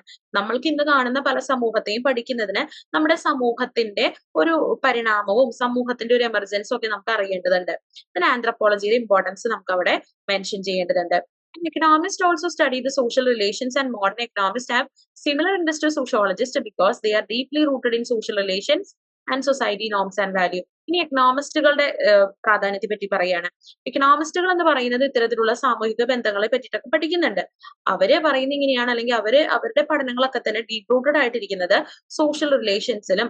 അതോടൊപ്പം തന്നെ ഈ ഒരു മോഡേൺ എക്കണോമിസ്റ്റുകൾക്ക് ഈ സോഷ്യോളജിസ്റ്റുകളെ പോലെ തന്നെ സമൂഹത്തിലുള്ള സാമൂഹിക ബന്ധങ്ങളും നോംസും വാല്യൂസ് എല്ലാം എക്കോണമീനെ എങ്ങനെ ബാധിക്കുന്നു എന്ന പഠനത്തിന് അല്ലെങ്കിൽ ആ ഒരു ലിങ്ക് കൊണ്ടുവരുന്നതിന് സോഷ്യോളജിയുടെ സഹായം അവിടെ ആവശ്യമായിട്ട് വരുന്നുണ്ട്. And political science also study the society and its power relation. Today's world has seen the significant fusions of sociology and political science. ഇന്ന് നമ്മൾ നോക്കിക്കഴിഞ്ഞാൽ പൊളിറ്റിക്കൽ സയൻസിനും ഇമ്പോർട്ടൻസ് ഉണ്ട്. രാഷ്ട്രീയം എന്ന് പറയുന്നത് അല്ലെങ്കിൽ രാഷ്ട്രത്തെ പറ്റിയിട്ടുള്ള ഒരു എന്താ പറയുക ഒരു പഠനം എന്ന് പറയപ്പെടുന്നത് അവ നമ്മുടെ സാമൂഹിക ശാസ്ത്രത്തിന്റെ അല്ലെങ്കിൽ സോഷ്യോളജിയുടെ സഹായമില്ലാതെ പഠിക്കാൻ സാധ്യമല്ല. അപ്പൊ അവിടെയാണ് അവ തമ്മിലുള്ള ഒരു കണക്ഷൻ അവിടെ വരിക. And there is a mutuality in disciplines, though there might be disagreements as well as respect at that all disciplines have originated in their own way. അപ്പോൾ ഇതിൽ പലതരത്തിലുള്ള ഡിഫറൻസസും ഡിസഗ്രിമെന്റ്സും ഉണ്ടെങ്കിലും നമുക്ക് പറയാനായി സാധിക്കും ഇത് ഓരോന്നും തന്നെ വളരെയധികം യുണീക് വേയിൽ എമർജ് ചെയ്യപ്പെട്ട ഒന്നായിട്ട് പറയാം. അപ്പോൾ ഇങ്ങനെയാണ് ആ ഒരു സോഷ്യോളജി. അപ്പോൾ ഇതിൽ രണ്ട് കാര്യങ്ങളിലൂടെയാണ് നമ്മൾ കടന്നുപോയത്. ഇവിടെ ഒരു ചെറിയൊരു കൺഫ്യൂഷൻ വരാനുള്ളതെന്ന് പറഞ്ഞാല് എന്താണ് ഇതിന്റെ ഒരു ലിങ്ക് എന്ന് നമുക്ക് പെട്ടെന്ന് മനസ്സിലാവണമെന്നില്ല. അതായത് സോഷ്യോളജി അതർ ഡിസിപ്ലിൻ പറഞ്ഞു, അതിനുശേഷം നമ്മൾ സോഷ്യോളജി ഇൻ എവറി ലൈഫ് അല്ലെങ്കിൽ എങ്ങനെയാണ് നമ്മൾ സോഷ്യൽ റിയാലിറ്റീനെ കാണുന്നത് എന്നുള്ള രീതിയിലും അതിന്റെ ഒരു ഹെഡിങ് ഉണ്ടായിരുന്നു. അപ്പോൾ അതിൽ മനസ്സിലാക്കേണ്ട ബേസിക് ആയിട്ടുള്ള കാര്യം ഇങ്ങനെയാണ്. അതായത് നമുക്ക് സോഷ്യോളജിയും അതർ ഡിസിപ്ലിനെയും ഒക്കെ കമ്പയർ ചെയ്തിട്ടാണ് ഈ ഒരു അധ്യായങ്ങളിലൂടെ നമ്മൾ നോക്കുന്നത്. സോഷ്യോളജി എന്ന് പറയപ്പെടുന്നത് എങ്ങനെയാണ് സമൂഹത്തിൽ റിയാലിറ്റിയെ കാണുന്നത്, ദെൻ അതർ ഡിസിപ്ലിൻസ് എങ്ങനെയാണ് ഇത്തരത്തിലുള്ള സാമൂഹിക റിയാലിറ്റിയെ കാണുന്നതെന്നും ഈ അതർ ഡിസിപ്ലിനും സോഷ്യോളജിയും തമ്മിൽ എങ്ങനെ റിലേറ്റ് ചെയ്യുമ്പോഴാണ് എങ്ങനെയാണ് അല്ലെങ്കിൽ ഈ പറയുന്ന എല്ലാ ഡിസിപ്ലിൻസും കാണുന്നത് സാമൂഹികത്തിൽ നടക്കുന്ന റിയാലിറ്റികളെയാണ്. അപ്പോൾ ഇതിന് സോഷ്യോളജി ഇവർ കണക്ട് ചെയ്യുന്നുണ്ട്, മറ്റ് സയൻസുകൾ സോഷ്യോളജിയിൽ നിന്ന് ഒരു കണക്ഷൻ ഉണ്ടെന്നാണ് ഈ ഒരു അധ്യായത്തിലൂടെ അല്ലെങ്കിൽ ഈ ഒരു പോർഷനിൽ നമ്മൾ ആ 2 സ്ലൈഡിലൂടെ നമ്മൾ മനസ്സിലാക്കിയത്. അടുത്തത് സിഗ്മണ്ട് ബോവ്മാൻ പറയുകയാണ് എങ്ങനെയാണ് മറ്റ് ഇതിന്റെ കണക്ഷൻസ് എങ്ങനെയാണ്, അതായത് സമൂഹത്തിൽ മനസ്സിലാക്കുന്നതിനുള്ള മറ്റ് സയൻസുകളുടെയോ അല്ലെങ്കിൽ മറ്റ് എലമെന്റുകൾ എങ്ങനെയാണ് കണക്ട് ചെയ്യുന്നത് പറയാ. അദ്ദേഹം പറയുന്നത് വാല്യൂസും ആക്ഷൻസും തമ്മിലുള്ള കണക്ഷനെ പറ്റിയിട്ട് പറയാം. Values is originated from the culture in the received wisdom of generation. ഓരോ വാല്യൂസ് ഉണ്ടാവുന്ന എവിടുന്ന നമുക്ക് കൾച്ചറിൽ നിന്ന് ലഭ്യമാകുന്നതാണ്. They may change to some extent with a wider social interaction, but some core values are remains. അതായത് ഓരോ സമൂഹത്തിൽ ഉണ്ടാകുന്ന മാറ്റം അനുസരിച്ചിട്ടൊക്കെ വാല്യൂസ് മാറി. ഇപ്പൊ ഞാനെന്ന് പറയുന്ന വ്യക്തിന്റെ മൂല്യങ്ങൾ എന്ന് പറയുന്നത് എപ്പോഴും അങ്ങനെ തന്നെ ആകണമെന്നില്ല, അല്ലെ? ചില സാഹചര്യങ്ങളില് ഡിപ്പെൻഡ് അപ്പോൺ ഒരു എന്താ പറയാ സമൂഹത്തിൽ ഉണ്ടാകുന്ന മാറ്റത്തെ അടിസ്ഥാനപ്പെടുത്തിയിട്ടൊക്കെ നമുക്ക് എന്ത് ചെയ്യാൻ പറ്റും, നമ്മുടെ സാമൂഹിക വാല്യൂസ് അല്ലെങ്കിൽ സോഷ്യൽ വാല്യൂസിനൊക്കെ തന്നെ കുറെ മാറ്റങ്ങൾ ഉണ്ടാകാം. പക്ഷെ കോർ വാല്യൂസ് എപ്പോഴും എങ്ങനെ ഉണ്ടാകും, അങ്ങനെ തന്നെ റിമൈൻ കൺസിസ്റ്റന്റ് ആയിട്ട് അല്ലെങ്കിൽ കോൺസ്റ്റന്റ് ആയിട്ട് അവിടെ നിലനിൽക്കുന്നു. A person is more likely to be affected and undergo a change in values by someone having more authority, either person or institution, for example teachers in school or political institution. ഇനി എന്റെ വാല്യൂസിന് അത്തരത്തിൽ മാറ്റം ഉണ്ടാവണമെന്നുണ്ടെങ്കിൽ ബോവ്മാൻ പറഞ്ഞു വെക്കുന്നത് ഇങ്ങനെയാണ്, അതായത് അവിടെ ഒരു പവർ ഉള്ള ഒരാളുണ്ടാവണം. അതായത് ഒരു പവർഫുൾ പേഴ്സൺ ആണ് എന്റെ ഓപ്പോസിറ്റ് നിൽക്കുന്നത് എങ്കിൽ ആ പവർഫുൾ പേഴ്സണിലൂടെ മാത്രമാണ് എന്റെ വാല്യൂസിന് കൃത്യമായി മാറ്റം ഉണ്ടാവാൻ സാധ്യമാവുകയുള്ളൂ എന്നാണ് ബോവ്മാൻ ഇവിടെ പറഞ്ഞു വെക്കുന്നത്. അതായത് ബോവ്മാൻ പറയുന്നത് ഇങ്ങനെയാണ്, സമൂഹത്തിന്റെ അല്ലെങ്കിൽ സമൂഹത്തിലെ ഇവരുടെ ലൈഫിനെ സോഷ്യോളജിക്കലി പറയുന്നത് അദ്ദേഹം ഇങ്ങനെയാണ്, സമൂഹത്തില് എല്ലാവർക്കും വാല്യൂസ് ഉണ്ട്. അതായത് നമ്മൾ എല്ലാ സോഷ്യോളജിസ്റ്റുകളൊക്കെ തന്നെ നമ്മൾ സമൂഹത്തെ പറ്റി പഠിക്കുമ്പോൾ ഈ വാല്യൂസിനെ നമ്മൾ കൺസിഡർ ചെയ്യേണ്ടതുണ്ട്. അതായത് വാല്യൂസിലൂടെ അല്ലെങ്കിൽ നമ്മുടെ വാല്യൂസിലൂടെ ഒക്കെ നമുക്ക് മനസ്സിലാക്കാൻ സാധിക്കും. പക്ഷെ അവിടെ ചേഞ്ചസ് വരുന്നത് എപ്പോഴാണ്, നമ്മുടെ മൂല്യങ്ങൾക്ക് അവിടെ മറ്റൊരു പവർ കടന്നു വരുമ്പോഴാണ്. പവർ കടന്നു വരുന്നതോടെ സമൂഹത്തിലുള്ള പല കാര്യങ്ങളിലും ചേഞ്ചസ് ഉണ്ടാവുന്നു. ഫോർ എക്സാമ്പിൾ ഇപ്പൊ ഒരു ടീച്ചർ അല്ലെങ്കിൽ ഒരു പൊളിറ്റിക്കൽ ഇൻസ്റ്റിറ്റ്യൂഷനിൽ നിൽക്കുന്ന ആൾക്കൊരു പവർ ഉണ്ട്. ഈ പവറിലൂടെ എന്ത് ചെയ്യാൻ സാധിക്കുന്നുണ്ട്, ആളുകളുടെ വാല്യൂസിൽ മാറ്റം വരുന്നതിന് അവിടെ ഒരു കാരണമായിട്ട് വരുന്നുണ്ട്. The more legitimacy a source has, a greater influence is likely to have. Legitimacy is the best owned by the society. അപ്പൊ ഈ ലെജിറ്റിമസിയിലൂടെ നമുക്ക് എന്ത് ചെയ്യാൻ സാധിക്കുന്നുണ്ട്, ഒരു സോഴ്സ് ആണ്, മറ്റുള്ളവരെ ഇൻഫ്ലുവൻസ് ചെയ്യുന്നതിന് ഉപയോഗിക്കുന്ന ഒരു പ്രധാനപ്പെട്ട ഒരു സോഴ്സസ് ആയിട്ടാണ് അദ്ദേഹം പറഞ്ഞു വെക്കുന്നു. And tradition have a historical context and the text. The acceptance of the such value hold a more authority than the recent ones who have to be prove themselves. And in the times of changes, the former hold ground the firmly. അതായത് പിന്നീട് നോക്കുമ്പോൾ നമുക്ക് മനസ്സിലാക്കാൻ പറ്റുന്നതാണ്, ഇപ്പോൾ ചരിത്രപരമായിട്ട് പലതരത്തിലും values hold ചെയ്യുന്ന ഒരു അതോറിറ്റി എന്ന് പറയുമ്പോൾ അവർക്ക് എപ്പോഴും അവിടെ ഒരു പ്രാധാന്യം അർഹിക്കുന്നുണ്ട്. പുതിയതായി എത്ര ആളുകൾ കടന്നു വന്നാലും അവിടെ അവർക്കൊരു പവർ അവിടെ നൽകപ്പെടുന്നുണ്ട്.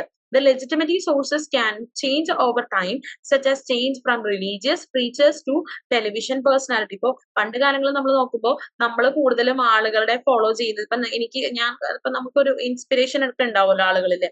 ഇത്തരത്തില് വാല്യൂസിന്റെ മാറ്റത്തെ അടിസ്ഥാനപ്പെടുത്തി നമ്മൾ നോക്കിക്കഴിഞ്ഞാൽ നമ്മൾ പറഞ്ഞു പവർ ആണ് ഇത്തരത്തിലുള്ള വാല്യൂ മാറ്റം ചെയ്യുന്നതിന് ഒരു പങ്ക് വഹിക്കുന്നതെന്ന് പറഞ്ഞു. അപ്പോ നേരത്തെ ഒരു മാറ്റത്തെ പറ്റി പറയണം, അതായത് ഇന്ന് എടുത്തു നോക്കുമ്പോഴത്തേക്കും നമ്മുടെ വാല്യൂസ് മാറ്റം വരുന്നതിന് ഇത്തരത്തിലുള്ള ഒരു ലെജിറ്റിമേറ്റീവ് പവറായി മാറുന്നത് ടെലിവിഷൻ പേഴ്സണാലിറ്റീസ് ഒക്കെയാണ്. അതേസമയം പണ്ടത്തെ ഒരു സൊസൈറ്റി എടുത്തു നോക്കിക്കഴിഞ്ഞാൽ കുറച്ച് മുന്നേ വരെയൊക്കെ എടുത്തു നോക്കിക്കഴിഞ്ഞാല് റിലീജിയസ് ആയിട്ടുള്ള പ്രീച്ചേഴ്സ് അല്ലെങ്കിൽ റിലീജിയസ് ആയിട്ടുള്ള ആളുകള്, സ്പിരിച്വൽ പേഴ്സൺസ് ഒക്കെ തന്നെ അതിൽ വലിയ പങ്ക് വഹിച്ചിട്ടുണ്ട്. ഇപ്പൊ പണ്ടൊക്കെ നമ്മൾ നോക്കിക്കഴിഞ്ഞാൽ നമുക്കിപ്പോ ഏതെങ്കിലും തരത്തിലുള്ള ഒരു എന്താ പറയാ നമ്മുടെ അടിസ്ഥാനപരമായ മൂല്യങ്ങൾ മാറ്റം വരണമെങ്കിൽ അവരുടെയൊക്കെ ഇൻഫ്ലുവൻസിലൂടെ ആയിരുന്നു, അതായത് റിലീജിയസ് ലീഡേഴ്സിന്റെ ഒക്കെ ഇൻഫ്ലുവൻസിലൂടെ ആയിരുന്നു. എന്നാൽ ഇന്നെടുത്ത് നോക്കുമ്പോൾ അങ്ങനെയാണോ? അങ്ങനെയല്ല. ഈ വാല്യൂസ് മാറ്റം ചെയ്യപ്പെടുന്നത് ഇപ്പൊ പേഴ്സണാലിറ്റി, അതായത് ടെലിവിഷനിലൊക്കെ കണ്ടുവരുന്ന അല്ലെങ്കിൽ സിനിമകളിലൂടെ സീരിയലിലൂടെ ഒക്കെ ചിലവരൊക്കെ ഭയങ്കര അതായത് അവരിൽ നമുക്കൊരു ആരാധന തോന്നാറുണ്ട് അല്ലെ. അതായത് അവരുടെ കയ്യിൽ നമ്മൾ അറിയാതെ ഒരു പവർ നമ്മൾ ഏൽപ്പിച്ചു കൊടുക്കപ്പെടുന്നുണ്ട്, അല്ലെങ്കിൽ ആ ഒരു ഇൻഫ്ലുവൻസിലൂടെയാണ് നമ്മളുടെ പല മൂല്യങ്ങൾക്കും മാറ്റം അവിടെ ഉണ്ടാവുകയാണ്. Max Weber has identified 3 types of authority. ഇപ്പൊ മാക്സ് വെബർ ഇത്തരത്തിലൊരു കൈൻഡ് ഓഫ് ഒരു അതോറിറ്റിനെ പറ്റി പറഞ്ഞു വെക്കുന്നുണ്ട് അദ്ദേഹത്തിന്റെ വർക്കില്. Traditional, charismatic and legal rational authority എന്ന് പറയുന്ന 3 അതോറിറ്റിനെ പറ്റി പറയുന്നുണ്ട് അദ്ദേഹം. അപ്പൊ അദ്ദേഹം ഇതിനകത്ത് പറഞ്ഞു വെക്കുന്നുണ്ട് എങ്ങനെയാണ് ഒരു വാല്യൂസ് അല്ലെങ്കിൽ ഇന്ന് സമൂഹത്തിൽ കാണുന്ന ഈ പവർ എങ്ങനെയാണ് കൈമാറ്റം ചെയ്തിരിക്കുന്നത്, പവറിന്റെ പല ഫോംസ് എങ്ങനെയായിരുന്നു എന്ന്, ട്രഡീഷണൽ നിന്ന് റാഷണൽ ലീഗലിലേക്ക് ഇന്ന് നമ്മൾ എത്തി നിൽക്കുന്നത് എങ്ങനെയാണെന്നൊക്കെ അദ്ദേഹം ആ വർക്കിലൂടെ പറഞ്ഞു വെക്കുന്നുണ്ട്. അപ്പൊ അവിടെയും എങ്ങനെയാണ് ഈ പവർ അവിടെ എങ്ങനെയാണ് വർക്ക് ചെയ്യുന്നതെന്നാണ് ആ ഒരു അദ്ദേഹം അതിലൂടെ പറയുക. And the third type, the legal rational one, are those who have the legal rights and the rational and legitimate source to deliver the authority. അപ്പോൾ ഇന്ന് നമ്മൾ കണ്ടുവരുന്ന ഭൂരിഭാഗം പവറുകളും അല്ലെങ്കിൽ ഇന്ന് നമ്മളുടെ മൂല്യങ്ങളിൽ മാറ്റം ഉണ്ടാകുന്നതിന് അല്ലെങ്കിൽ ഒരു വ്യക്തിയിൽ മാറ്റം ഉണ്ടാകുന്നതിന് കാരണമാകുന്നത് എന്ന് പറയുന്നത് ഈ പറയുന്ന തേർഡ് ടൈപ്പാണ്. തേർഡിൽ നമ്മൾ പറഞ്ഞിട്ടുള്ള റാഷണൽ ലീഗൽ അല്ലെങ്കിൽ ലീഗൽ റാഷണൽ അതോറിറ്റികളാണ് ഇന്ന് നമ്മളെ ഭരിക്കപ്പെടുന്നത്, അല്ലെങ്കിൽ അതിലൂടെയാണ് നമ്മൾ മാറ്റം ചെയ്യപ്പെടുന്നത്. അതായത് കൈൻഡ് ഓഫ് ബ്യൂറോക്രാറ്റിക് ഓർഗനൈസേഷൻസ് അല്ലെങ്കിൽ ബ്യൂറോക്രസി ആണ് ഒരു എക്സാമ്പിൾ ആയിട്ട് നമുക്ക് പറയാനായിട്ട് സാധിക്കുക. അടുത്തത് ഇനി ഇവരുടെ അതായത് ഈ പറയുന്ന നമ്മൾ പറഞ്ഞു സിഗ്മണ്ട് ബൗമാനും അതോടൊപ്പം തന്നെ സി റൈറ്റ് മിൽസിനെയും പറഞ്ഞു. അപ്പോൾ അവരുടെ അവസാനമായിട്ട് അവരിങ്ങനെ പറയുകയാണ് എങ്ങനെയാണ് ഇത്തരത്തില് വാലിഡേറ്റ് ചെയ്യുന്നത്, നമ്മുടെ സമൂഹത്തിന്റെ സാമൂഹിക കാര്യങ്ങളൊക്കെ എങ്ങനെ വാലിഡേറ്റ് ചെയ്യാമെന്ന് ഇതിലൂടെ പറയാണ്. അപ്പോ സിഗ്മണ്ട് ബൗമാൻ ഡെവലപ്പ് ചെയ്തിരിക്കുന്ന ഒന്നാണ് സോഷ്യോളജിക്കൽ ഐ എന്ന് പറയുന്ന ഒരു കോൺസെപ്റ്റ് അദ്ദേഹം കൊണ്ടുവന്നിരിക്കുകയാണ്. അദ്ദേഹം പറയുന്നത് ഇങ്ങനെയാണ്, is a proposition put forward by the Bauman about developing a sense of analyzing what is going around us with a more critical and evaluative perspective. നമ്മളൊരു സോഷ്യോളജിസ്റ്റ് ആണെങ്കിൽ നമ്മൾ ഡെവലപ്പ് ചെയ്യേണ്ട ഒന്നാണ് ഈ സോഷ്യോളജിക്കൽ ഐ. ഇതായത് നമ്മൾ കാണേണ്ടത്, നമ്മൾ ഒരു പ്രതിഭാസത്തെ, സമൂഹത്തിൽ നടക്കുന്ന ഒരു പ്രശ്നത്തെ നോക്കി കാണേണ്ടത് എപ്പോഴും ഒരു ക്രിട്ടിക്കൽ ഐസ് ഉപയോഗിച്ചുകൊണ്ടെന്ന് പറയുക, ഒരു വിമർശനാത്മകതയോടെയാണ് അല്ലെങ്കിൽ ഒരു ഇവാലുവേറ്റീവ് പെർസ്പെക്റ്റീവിലായിരിക്കണം നമ്മൾ കാണേണ്ടത്. A sociological perspective enable us to get nearer to the truth. അതായത് നമ്മൾ അങ്ങനെ നോക്കിക്കണ്ടാൽ മാത്രമേ നമുക്ക് എന്ത് ചെയ്യാൻ സാധിക്കൂ, സത്യത്തിന്റെ അടുത്തെങ്കിലും നമുക്ക് എത്താനായിട്ട് സാധ്യമാവുകയുള്ളൂ. The study of sociology is expected to be scientific as the activities and the products are basically useful to all. അതായത് നമുക്ക് എപ്പോഴും സോഷ്യോളജിയിൽ വരേണ്ടത് എങ്ങനെയാണ്, സയന്റിഫിക് ആയിട്ടുള്ള പഠനങ്ങളാണ്. സയന്റിഫിക് ആയിട്ടുള്ള പഠനങ്ങൾ ഇത്തരത്തിലുള്ള സോഷ്യോളജിക്കൽ ഐയിലൂടെ നോക്കി കണ്ടാൽ മാത്രമേ അത് ഉപകാരപ്രദമാവുള്ളൂ. അതോടൊപ്പം സോഷ്യോളജി അങ്ങനെ പഠിച്ചാൽ മാത്രമേ എന്ത് ചെയ്യാൻ സാധിക്കുള്ളൂ, സമൂഹത്തിന് എന്തെങ്കിലും തരത്തിലുള്ള യൂസ്ഫുൾ ഉണ്ടാകുള്ളൂ എന്നാണ് അദ്ദേഹം പറഞ്ഞു വെക്കുന്നത്. ആൻഡ് സി റൈറ്റ് മിൽസ് പറയുന്ന അദ്ദേഹത്തിന്റെ കോൺസെപ്റ്റ് ആണ് ഫിലോസഫീസ് ഓഫ് സയൻസ് എന്ന് പറയുന്നു. അതിൽ അദ്ദേഹം സോഷ്യോളജിക്കൽ ഇമാജിനേഷനെ പറ്റിയിട്ട് പറയുക. അത് നമ്മൾ നേരത്തെ പറഞ്ഞിരുന്നു. അതായത് എങ്ങനെയാണ് സോഷ്യോളജിസ്റ്റുകൾ അതിനെ സമൂഹത്തെ നോക്കി കാണേണ്ടത്. അപ്പോ സിഗ്മണ്ട് ബൗമാൻ പറയുന്നത് ഇത്തരത്തിലുള്ള ക്രിട്ടിക്കൽ പെർസ്പെക്റ്റീവിലൂടെ നോക്കിക്കാണണം എന്ന് പറയുന്നത് പോലെ തന്നെയാണ് സി റൈറ്റ്സ് മിൽ പറഞ്ഞു വെക്കുന്നത് എങ്ങനെയാണ്, സോഷ്യോളജിക്കൽ ഇമാജിനേഷൻ കോൺസെപ്റ്റിലൂടെയാണ് പറയുക. അപ്പൊ അതില് 2 കാര്യങ്ങളെ പറ്റിയിട്ടാണ് അദ്ദേഹം പറഞ്ഞു വരുന്നത്. മെത്തേഡും തിയറി എന്ന് പറയുന്ന 2 മെത്തേഡ് അല്ലെങ്കിൽ 2 കാര്യങ്ങളെ പറ്റിയിട്ട് പറയാ. The sociological imagination in the work has avoided any rigid procedures. Method has to do first of all with how to ask and answer the question with some assurance that the answers are more or less durable. Theory has to do above all with paying close attention to the word one is using, especially their degree of generality and their logical relation. അതായത് ഈ പറയുന്ന സാമൂഹിക റിയാലിറ്റിയെ, സാമൂഹിക സത്യങ്ങളെ പഠിക്കുന്നതിന് വേണ്ടി മെത്തേഡുകളും തിയറികളും നമുക്ക് അനിവാര്യമാണ്. പക്ഷെ ഇന്നത്തെ സോഷ്യോളജിസ്റ്റിനെയൊക്കെ സംബന്ധിച്ചിടത്തോളം നോക്കുമ്പോൾ അതായത് കൂടുതൽ തിയറികളെ നിർമ്മിക്കപ്പെടുന്നു, മെത്തേഡുകളെ ഫോളോ ചെയ്യപ്പെടുന്നു എന്നതാണ്. പക്ഷെ അദ്ദേഹം പറയുന്നത് ഇങ്ങനെയാണ്, മെത്തേഡ്സും തിയറീസും നമ്മൾ ഫോളോ ചെയ്യണം. ഒരു മെത്തേഡ്സ് പ്രൊസീജിയേഴ്സ് നമ്മൾ എങ്ങനെയാണ് അല്ലെങ്കിൽ ഒരു മെത്തേഡ് ഫോളോ ചെയ്ത് ഉണ്ടാക്കുന്ന ഒരു വിവരങ്ങൾ മാത്രമേ കൃത്യതയാർന്നു എന്ന് നമുക്ക് പറയാനായി സാധിക്കുകയുള്ളൂ. പക്ഷെ അതോടൊപ്പം തന്നെ നമ്മൾ നോക്കേണ്ട മറ്റൊന്നാണ് ചരിത്രവും ഒക്കെ തന്നെ അതിൽ പ്രാധാന്യം അർഹിക്കുന്നുണ്ട്. അതായത് ആ മെത്തേഡ് ഫോളോ ചെയ്യപ്പെടുമ്പോൾ പോലും അവിടെയും പല ഘടകങ്ങൾ അവിടെ നമ്മൾ നോക്കേണ്ടതുണ്ട്. ദെൻ തിയറികളുടെ ഇത് പറയാണ്, അദ്ദേഹം പറയുന്നത് ഇങ്ങനെയാണ്, തിയറികൾ യൂസ് ചെയ്യപ്പെടുക എന്ന് പറയുന്നതും സമൂഹ അല്ലെങ്കിൽ സാമൂഹ്യ ശാസ്ത്രത്തെ സംബന്ധിച്ചിടത്തോളം, സോഷ്യോളജിയെ സംബന്ധിച്ചിടത്തോളം ഒക്കെ ഏറ്റവും ഇമ്പോർട്ടന്റ് ആയിട്ടുള്ള ഒന്നാണ്. പക്ഷെ അത് വെച്ച് എല്ലാത്തിലും നമുക്കൊരു ജനറാലിറ്റി ക്രിയേറ്റ് ചെയ്യാനൊന്നും സാധ്യമല്ലെന്നും അദ്ദേഹം ഇവിടെ പറയാണ്. And first hand information about the problems and the situation is what makes the scientist and working social science. എപ്പോഴും നമുക്ക് വേണ്ടത് ഒരു ഫസ്റ്റ് ഹാൻഡ് ഇൻഫർമേഷൻ ആണ്. അതായത് ഓൾറെഡി നൽകപ്പെട്ടിട്ടുള്ള തിയറികളെ വെച്ചുകൊണ്ടിട്ട് മാത്രം ചെയ്യുന്നതല്ല, അത് നമുക്കൊരു ബേസ് ആണ്, അല്ലെങ്കിൽ അത് നമുക്കൊരു ഫസ്റ്റ് സ്റ്റെപ്പ് ആണ്. പക്ഷെ അതിനോടൊപ്പം തന്നെ നമുക്ക് ആ ഫീൽഡിൽ നിന്ന് ലഭിക്കേണ്ട ആദ്യത്തെ ഇൻഫർമേഷൻ ആണ് ഏറ്റവും important. And there can be no short cut understanding the method and methodology. ഇപ്പൊ ഓരോ മെത്തേഡ് ചെയ്യുമ്പോഴും മെത്തേഡ്സ് ഫോളോ ചെയ്യണം, പക്ഷെ മെത്തേഡുകളിൽ ഷോർട്ട് കട്ട്സുകൾ ഉപയോഗിക്കുക എന്നതല്ല. A sense of problems and the desire to solve is what is required. നമുക്ക് വേണ്ടത് നമുക്ക് ആ ഒരു നമ്മൾ ആ മെത്തേഡിനെ ഫോളോ ചെയ്ത് അതിനെ പൂർത്തീകരിക്കുക എന്നതല്ല, പകരം ആ മെത്തേഡ് ഏത് രീതിയിൽ ചെയ്താലും നമുക്ക് ആ പ്രോബ്ലത്തിനെ സോൾവ് ചെയ്യാനായി സാധിക്കണം. മെത്തേഡിനല്ല പ്രാധാന്യം കൊടുക്കേണ്ടത്, അവിടെ സോൾവ് ചെയ്യപ്പെടേണ്ട ആ ഒരു കാര്യത്തിന് എന്താണ് സോൾവ് ചെയ്യേണ്ടത് എന്നതിനാണ് പ്രാധാന്യം എന്നാണ് അദ്ദേഹം പറയുക. അതായത് തിയറി എന്ന് പറയുന്നത് നമുക്ക് ആവശ്യമാണ് സോഷ്യോളജി പഠിക്കുമ്പോൾ, പക്ഷെ ആ തിയറി വെച്ചുകൊണ്ടായിരിക്കരുത് നമ്മുടെ മൊത്തം പഠനങ്ങൾ, പകരം നമ്മൾ ഫീൽഡിൽ പോയി ലഭിക്കുന്ന ഇൻഫർമേഷനും അവിടെ പ്രാധാന്യമുണ്ട്.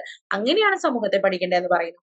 When we compare with the grand theories and abstracted empiricism, the former uses the deductive verification method, while for the later what to verify is not serious issues. അതായത് ഈ പറയുന്ന രണ്ട് മെത്തേഡ്സിലൂടെയും നമുക്ക് എന്ത് ചെയ്യാൻ സാധിക്കുന്നുണ്ട്, നമുക്ക് ഇൻഫർമേഷൻസിനെ കളക്ട് ചെയ്യാം, പക്ഷെ അത് പിന്നീട് എന്തായി മാറ്റപ്പെടുന്നുണ്ട്, ഒരു സീരിയസ് ഇഷ്യൂസ് ആയിട്ട് മാറ്റം ചെയ്യപ്പെടുന്നില്ല. അപ്പോൾ ഈ രണ്ട് കാര്യങ്ങളും നമ്മൾ യൂസ് ചെയ്യേണ്ടത്, അതായത് മെത്തേഡ് യൂസ് ചെയ്യുക, തിയറിയും യൂസ് ചെയ്യുക. പക്ഷെ ഈ രണ്ട് കാര്യങ്ങൾ വെച്ചുകൊണ്ട് മാത്രമല്ല സമൂഹത്തെയും സാമൂഹിക റിയാലിറ്റിയെയും നോക്കിക്കാണേണ്ടത്, പകരം എന്ത് ചെയ്യണം, അപ്പോ നടത്തപ്പെടുന്ന, അതായത് മെത്തേഡുകൾക്ക് പ്രാധാന്യം നൽകുന്നതോടൊപ്പം അതിൽ നിന്ന് ലഭ്യമാക്കേണ്ട വിവരങ്ങൾ എന്ത്, അതെങ്ങനെ ഉണ്ടായി എന്നതിന് പ്രാധാന്യം കൊടുക്കുക. തിയറികൾക്ക് പ്രാധാന്യം നൽകുന്നതോടൊപ്പം തന്നെ തിയറികളിലൂടെ ആ ഇന്ന് നിലനിൽക്കുന്ന ആ സമൂഹത്തിലുള്ള പ്രാധാന്യം അല്ലെങ്കിൽ സമൂഹത്തിലുള്ള മാറ്റങ്ങൾ അല്ലെങ്കിൽ ഫസ്റ്റ് ഹാൻഡ് ഇൻഫർമേഷൻസ്, വിവരങ്ങൾ നേരിട്ട് കണ്ടു കിട്ടുന്നവയും നമ്മൾ ഏറ്റവും കൂടുതൽ ഫോക്കസ് ചെയ്യേണ്ടത്. എങ്കിൽ മാത്രമേ നമുക്ക് സമൂഹത്തിനെ നല്ല രീതിയിൽ അനലൈസ് ചെയ്യാൻ സാധിക്കുള്ളൂ എന്നാണ് പറയാം. And classical social science do not need the microscope studies or the deductive concept. Classical social സയൻസുകൾക്ക് വേണ്ടത് മൈക്രോസ്കോപ്പിക് ആയിട്ടുള്ള ഒരു പഠനങ്ങളല്ല, ചെറിയ രീതിയിലുള്ള ഒരു പഠനങ്ങളല്ല വേണ്ടത്. As a process of study of the deduction as well as reformulation is done. അതായത് നമുക്ക് ചെറിയ ഡിഡക്റ്റീവ് പ്രോസസ് എന്ന് പറഞ്ഞാൽ നമ്മൾ ചെറിയ രീതിയിൽ പഠിക്കുക, അല്ലെങ്കിൽ വലിയൊരു ജനറലൈസേഷനിൽ നിന്നുകൊണ്ട് സ്പെസിഫിക്കിലേക്ക് പോകാൻ ഡിഡക്ഷൻ എന്ന് പറയാം. ഈ ഡിഡക്റ്റീവ് മെത്തേഡുകൾ മാത്രമല്ല അവിടെ യൂസ് ചെയ്യപ്പെടേണ്ടത്, റീഫോർമുലേഷനുകളും അവിടെ ആവശ്യമാണ്. The problem addressed rest upon the method, theories and values, and it's non-fact that there is no ready answer to the question. നമ്മൾ ഒരു പ്രോബ്ലത്തെ അഡ്രസ് ചെയ്യുമ്പോൾ അവിടെ മെത്തേഡുകളും തിയറികൾക്കും ഒക്കെ പ്രാധാന്യമുണ്ട്. അതോടൊപ്പം തന്നെ ഫാക്ട് എന്ന് പറയപ്പെടുന്നത് നമുക്ക് എപ്പോഴും നമ്മുടെ കയ്യിൽ അതിനൊരു ആൻസർ കിട്ടണമെന്നില്ല, ഈ രണ്ട് സാധനവും യൂസ് ചെയ്തെന്ന് പറഞ്ഞിട്ട്. അപ്പോഴാണ് നമ്മൾ എന്ത് ചെയ്യേണ്ടത്, അവിടെ ഒരു സൊല്യൂഷൻസ് ഉണ്ടാക്കേണ്ടത്, അല്ലെങ്കിൽ തിയറിയും മെത്തേഡ്സും യൂസ് ചെയ്യുന്നതോടൊപ്പം തന്നെ ഡയറക്റ്റ് ആയിട്ടുള്ള ഒരു എക്സ്പീരിയൻസസിലൂടെയും ഒക്കെ നമ്മൾ ആ ഒരു പ്രോബ്ലത്തിനെ സോൾവ് ചെയ്യുക എന്നുള്ളതാണ് സോഷ്യോളജിസ്റ്റിന്റെ ഒരു ധർമ്മം എന്ന് പറയുക. വെറുതെ ഇത് പഠിക്കൽ മാത്രമല്ല എന്ന് പറയാം. The values that are challenged and the issues as stake etcetera should be taken in to a consideration.